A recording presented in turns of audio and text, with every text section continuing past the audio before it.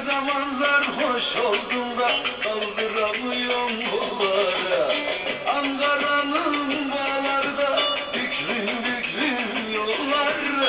Ne zaman sarhoş oldum da kaldıramıyorum bunları.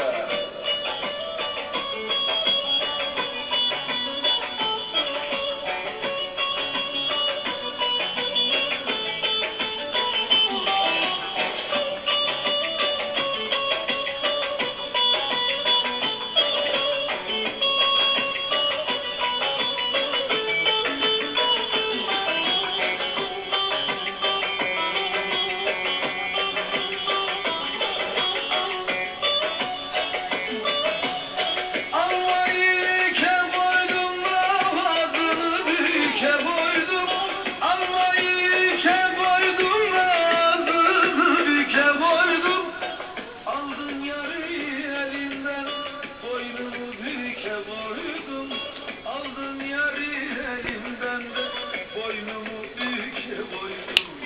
Ankara'nın bağlarda büklüm büklüm yollar.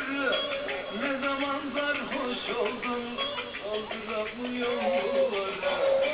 Ankara'nın bağlarda büklüm büklüm yollar. Ne zaman sarhoş oldum da kaldıramıyorum yollara.